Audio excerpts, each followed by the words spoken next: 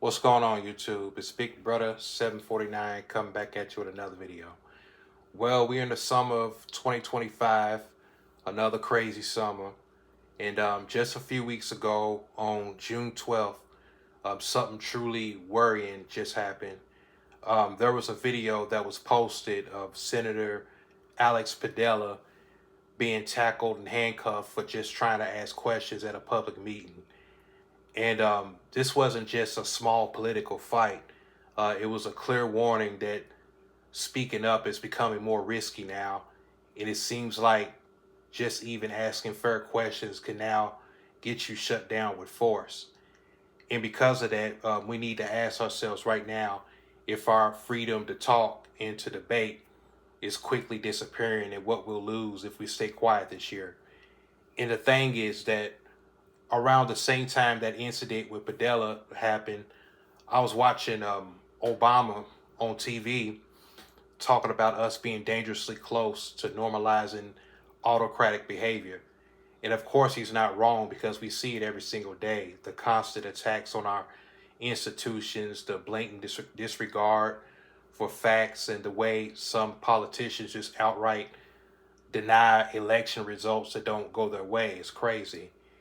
And when Obama said we're getting close to a dictatorship, I agree. And it's scary to see it happening right now, watching things that were once, only seen in dictatorships becoming normalized right here in America. Like how some politicians and their followers just ignore the facts and believe made up bullshit. And it's like, if we can't even agree on what's true, then how can democracy work? Because that's what dictatorships do. They control what people think. And it's becoming clear that our democracy is in trouble. People are ignoring facts and believing made up BS, and politicians are treating things like they're in a dictatorship. Because like what happened to Senator Padilla a few weeks ago, where he was removed and arrested just for asking a question, just shows how bad things are getting. This kind of behavior, pushing around even our elected officials, makes you wonder if our country can really keep having open discussions and protect our basic rights. Because it feels like the government is saying, don't question us, which is exactly what dictatorships do, to silence people. And the thing is that Padilla wasn't even causing a ruckus. He wasn't threatening anyone. And just the fact that they thought he was a random person crashing in or an attacker was bullshit. He was just trying to get some answers about, impactful federal actions in his state. And that's his right and frankly his duty. And where's the free speech in that? He's supposed to be able to voice his constituents' concerns without being physically restrained or assaulted. And like I said, this just reinforces everything I've been saying about this administration. It tends to disregard democratic norms and institutions, because had former President Joe Biden been in office and this had happened to one of Trump's senators, the Republicans would have lost their minds.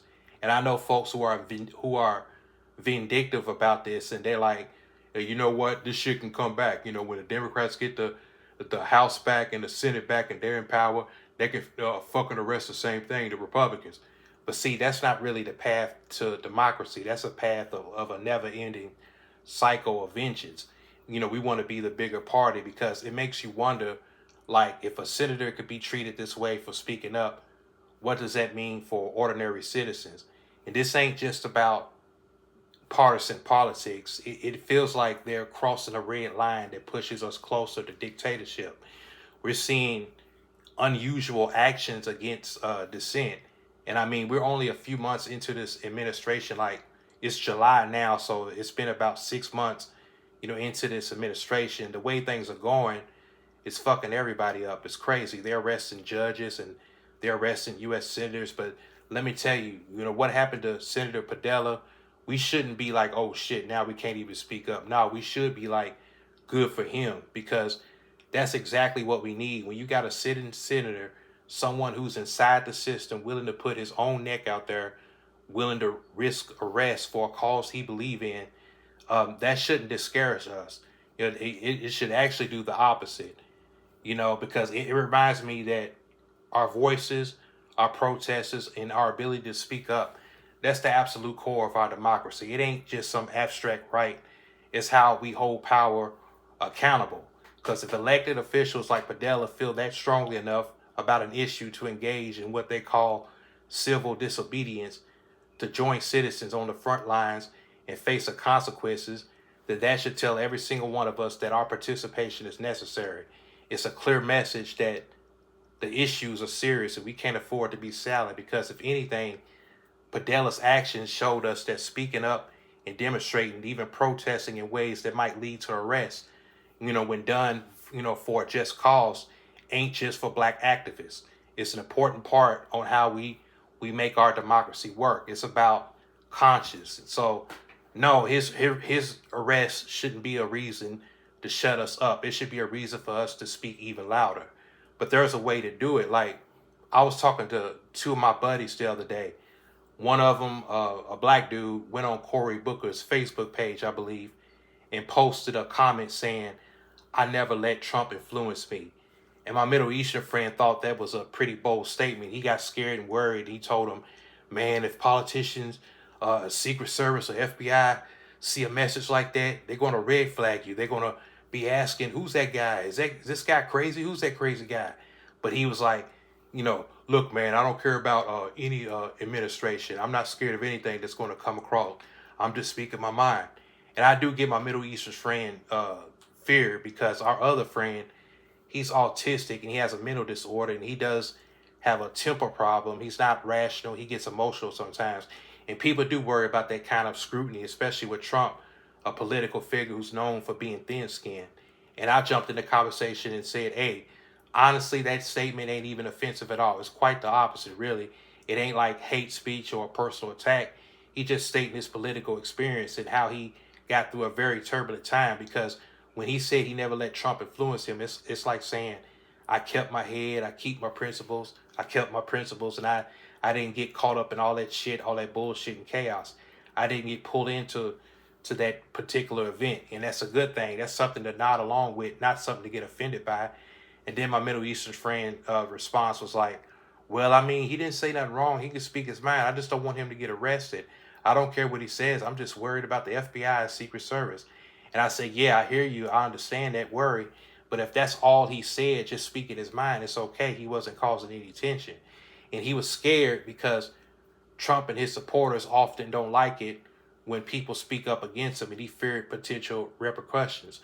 And see, this climate of fear, this feeling that certain politicians won't tolerate any dissent, it actually seeps into everyday life. Because I remember me and the Middle Eastern dude, we were at a restaurant one night and we saw the former Attorney General Daniel Cameron and his wife there, and we didn't say nothing to him, and we were glad that our other friend wasn't with us that night, because our fear was him being angry and emotional approaching Mr. Cameron, or even if he just walked up to him and asked a legitimate question about Breonna Taylor, that still would have been taken as a threat regardless, and it could have gotten all three of us in trouble. Now, that didn't happen, thankfully, but that fear, that chilling effect, that idea that you can't even approach a public servant, not even respectfully, with a question without risking consequences. I mean, I guess that situation with Daniel Cameron was different, since he was having a private dinner with his wife and friends, and we'd be interrupting him. But he's running for the Senate in Kentucky for the 2026 midterm election. And if he was out there campaigning and one of us wanted to approach him respectfully and ask a question, we still might feel hesitant to do that, because we got to a place where we are afraid to speak up, where power goes unchallenged. And that right there is a seed of autocratic behavior. And this brings us to why Senator Padilla was protesting. He's big on immigration, being the son of immigrants himself, and the first Latino to lead that Senate subcommittee. For him, this ain't just politics. He's always pushing for the big picture, real comprehensive immigration reform. He's a huge advocate for giving extremely important workers and documented dreamers a path to citizenship. Plus, he's strong on protecting veterans from deportations, which honestly should be a no-brainer. And when we talk about legal or illegal immigrants, it really don't matter. This country, America, was made on the back of enslaved people. It was built on stolen land. Nobody's truly legal if you go back far enough. And yet we have a system where ICE is going to different states and they're terrorizing people. I heard about a recent case where they just deported the father and the mother of a 6-year-old. Now that 6-year-old is alone with no parents, and we don't even know where their parents are. ICE agents are terrorizing families, separating children, and they don't even tell you where their family members are. They just hide them. And that's sad. That's fucked up. And that can cause emotional harm for a child. But this kind of state power that's being used in such a way without transparency or compassion that also feeds into the environment, this is where autocratic behaviors can thrive because it don't give a damn for human rights and individual dignity. So what happens now when just asking a question can get you handcuffed? This ain't just about politics. It's about, what kind of country we want to be. Do we want a place where leaders can shut people down just for talking, or do we want one to where everyone has the right to question and challenge?